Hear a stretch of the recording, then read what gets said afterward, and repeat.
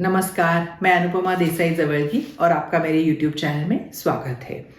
हम अक्सर लोग ऐसे सोचते हैं ना कि मुझे खुश रहने के लिए अगर मेरे गोल्स पूरे हुए तो मैं खुश रहूँगी, या फिर मेरे मतलब बाजू में जो लोग रहते हैं वो अगर अच्छे से बर्ताव करें तो मैं खुश रहूँगी। तो ये ऐसे सोचते हैं कि मेरी खुशी मेरे हाथ में नहीं है।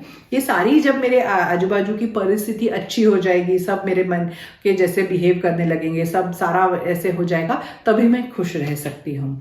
तो ऐसे काफ़ी लोगों की धारणा रहती है, लेकिन ऐसे जब हम सोचने लगते हैं तो क्या होता है कि सारा कंट्रोल हम बाहर दे रहे हैं। हमारे अंदर हमारे अपनी खुशी के लिए हम कंट्रोल दूसरों के ऊपर डिपेंडेंट रख रहे हैं। दूसरों के वो तो बाकी सारे लोग हमारे जैसे बर्ताव करेंगे, हम जैसे चाहते हैं वैसा बर्ताव करेंगे, ऐसे तो हो नहीं सकता। तो इसलिए हम कभी भी खुश नहीं हो सकते, या फिर हमें हर चीज़ जब मिलेगी तभी हमें खुशी होगी, ऐसे सोचते हैं। तो फिर हम हमेशा ही कुछ ना कुछ पाने की होड़ में लग जाते हैं और वो आनंद लेना चीज़ों का रह जाता है। तो इसलिए आज इस वीडियो में मैं ऐसी 5 चीज़ें शेयर करने वाली हूँ, ऐसी आदतें मैं शेयर करने वाली हूँ जो आनंदी लोग होते हैं, जो बहुत जीवन का आनंद लेते हैं, उनकी क्या आदतें रहती है, वो उनकी कैसी सोच रहती है। ये आज 5 चीज़ें मैं आपके साथ शेयर करने वाली हूँ, तो हम भी उनसे कुछ सीख सकते हैं और वो हमारे जीवन में क्योंकि सारी चीज़ें हम आनंद के लिए तो करते हैं, तो अगर हम सोचें कि वो लोग कैसे करते हैं, कैसे खुश रहते हैं, तो हम अगर सीख के हमारे इसमें कुछ चेंज करें तो हम भी आनंदी जीवन व्यतीत कर सकते हैं। तो अभी ऐसी क्या चीज़ें हैं? तो पहली चीज़ है कि जो आनंदी लोग रहते हैं वो उनका दृष्टिकोण हमेशा आशावादी रहता है, वो बहुत पॉजिटिव माइंडसेट रहता है उनका। तो अगर कुछ भी नहीं भी हो रहा उनके ज़िंदगी में, मतलब अच्छा नहीं चल रहा, फिर भी उनका ध्यान रहता है कि आगे अच्छा हो सकता है, इसकी उनको एक तो आशा रहती है। और एक वीडियो में पहले एक वीडियो बनाया हुआ है कि इनवर्स पैरानॉइड होना, मतलब कठिन समय में भी ये सोचना कि इसका मुझे क्या फ़ायदा हो सकता है, इसमें से मैं क्या सीख सकती हूँ, ये से ऐसे सोचते हैं। तो अपने आप जो नकारात्मक चीज़ें चल रही होती है उनका प्रभाव कम हो जाता है कि हम उसमें से क्या सीख सकते हैं। तो फिर वो सारे सिर्फ ये मेरे साथ ही क्यों हो रहा है, ये मेरे साथ ही हमेशा होता है, ये सारी चीज़ें हम अगर नकारात्मक सोचते रहते हैं तो हम परिस्थिति में से कुछ सीख भी नहीं सकते, उससे उभर भी नहीं सकते हैं। तो इसलिए ये बहुत इंपॉर्टेंट है कि हमारा दृष्टिकोण आशावादी होना। और मतलब जब सब अच्छा चल रहा हो तो खुश रहना तो आसान है, लेकिन जब नहीं चल रहा हो तो भी आगे की आशावादी दृष्टिकोण रखना हमेशा ये बहुत इम्पॉर्टेंट रहता है। और वो जो खुश लोग रहते हैं हमेशा वो ये आशावादी दृष्टिकोण रखते हैं। तो ऐसे ये चीज़ें के बारे में सोचना बहुत इम्पॉर्टेंट है और ऐसे माइंडसेट बनाने की कोशिश करना कि सकारात्मक विचार इस परिस्थिति में भी कैसे कर सकते हैं। अभी दूसरी चीज़ है कि कृतज्ञता का भाव, ग्रैटिट्यूड, ये बहुत इंपॉर्टेंट है। मतलब जो चीज़ें हम इस चीज़ के पीछे भागने लगते हैं कि हमें ये मिलेगा तो हम खुश हो जाएंगे, ये मिलेगा तो हम खुश हो जाएंगे, लेकिन जो हमें मिली है उनके बारे में सोचना, उसके लिए आनंद करना, उसके लिए शुक्रिया अदा करना, ये सब सारी चीज़ें रह जाती है।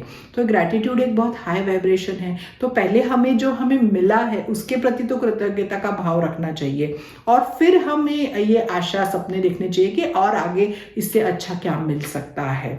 तो जो लोग खुश रहते हैं वो हमेशा जो है उसके प्रति उनका भाव कृतज्ञता का रहता है। तो ये खुश रहने के लिए कोई ग्रैटिट्यूड प्रैक्टिस करना बहुत ज़रूरी है। तो उससे बहुत खुशी मिलती है कि हमारे पास ये है, हम ऑलरेडी हम ये अचीव कर चुके हैं। अब तीसरी चीज़ है कि लेटिंग थिंग्स गो, मतलब छोड़ देना। काफ़ी बार ऐसे होता है कि हमारे साथ गलत होता है, पीछे पास में कुछ हम किसी ने हमारे साथ गलत किया रहता है, या फिर कुछ परिस्थिति ऐसी रहती है कि हमारे साथ हमें लगता है कि ठीक नहीं हुआ। तो अगर हम उसको पकड़ के बैठ जाए तो ऐसे कि उन्होंने मेरे साथ ऐसा क्यों किया, तो हमेशा हम नकारात्मक ही हमारी सोच हो जाती है और हमारे उसके आगे की ज़िंदगी पे भी वो नकारात्मक विचार हावी हो जाते हैं, क्योंकि हम हमेशा खुद को एक विक्टिम की तरह देखते हैं कि मेरे साथ हमेशा ऐसा ही होता है। तो ये हमारा वाइब्रेशन हमेशा चलता रहे कि इतना उन्होंने मेरे साथ बुरा किया तो मैं कैसे उनको माफ़ कर सकती हूँ। तो ऐसे हम सोचने लगते हैं, लेकिन अगर हम माफ़ नहीं करें उनको, नहीं और माफ़ी को हम अक्सर ऐसे वीकनेस सोचते हैं ना, हमारी कमज़ोरी सोचते हैं कि पर एक्चुअली माफ़ करना ये एक स्ट्रेंथ की निशानी है, ये कमज़ोरी का बिल्कुल ऑपोजिट है। हमें ये निश्चय करना है कि ये मुझे साथ में लेके, ये नेगेटिविटी, ये नकारात्मक सोच मुझे साथ में लेके नहीं चलना है। मेरे लिए मेरी खुशी ज़्यादा इम्पॉर्टेंट है, मुझे अपनी खुशी पे ध्यान देना है, मेरे जो गोल है, मेरे जो सपने हैं उस पे ध्यान देना है। पहले जो किसी ने मेरे साथ किया है या मेरे साथ जो भी बुरा हुआ है उस पे मेरा हमेशा फोकस नहीं रखना है। तो अगर ऐसा सोचेंगे तो ही हम मोटिवेटेड रहेंगे आगे अच्छा कुछ करने के लिए। तो इसलिए लेटिंग थिंग्स गो, जो हो गया बीत गई सो बात गई बोलते हैं ना, बेसिक। तो वो जो खुश रहते हैं लोग हमेशा, वो हमेशा ये सोचते हैं कि जो हो गया तो हो गया, अभी मुझे कितना भी बुरा हुआ हो लेकिन अभी मुझे वो नकारात्मक सोच, वो नकारात्मक वाइब्रेशन लेके आगे नहीं बढ़ना है। तो ये एक तीसरा पॉइंट हुआ, क्योंकि ये बात सही है कि मुश्किल होता है, भूलना भी मुश्किल होता है और उसको मतलब माफ़ करना भी मुश्किल होता है।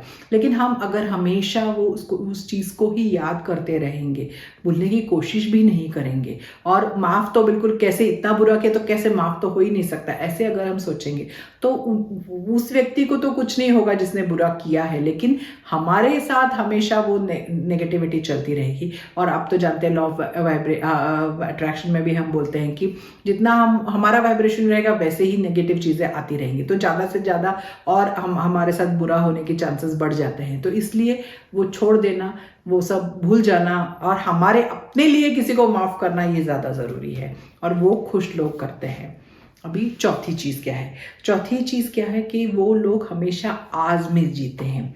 अक्सर क्या होता है, अभी जैसे बोला कि पहले कुछ हो गया है, तो अगर हम पुरानी चीज़ों में ही अटके रहें कि क्या पहले हमारे साथ क्या हुआ है, अच्छा जो हुआ नहीं है, या अच्छा भी हुआ है लेकिन अभी अच्छा नहीं है, पहले कैसे अच्छा हो रहा था, ऐसे सो पीछे का मतलब पास्ट जो है वो बीत गया है, सो बीत गई बात गई अभी बोला वैसे। और आगे का जो है वो उसके बारे में अगर हम हमेशा उसकी चिंता लगी रहे हमें, मतलब आज अच्छा भी चल रहा हो लेकिन हम वो उसका आनंद नहीं ले सकते, अगर हम हमेशा ये सोचते रहे कि आगे भी ऐसा अच्छा रहेगा कि नहीं, अब हम हमेशा वो चिंता करते रहे, हम हमेशा उसके बारे में सोच सोच के दुखी होते रहे कि पता नहीं आगे क्या होगा, ये सारी अनिश्चितता की ओर हमारा ध्यान रहे, तो हम जो आज के क्षण हैं वो भी हमारे हाथ से निकल जाते हैं।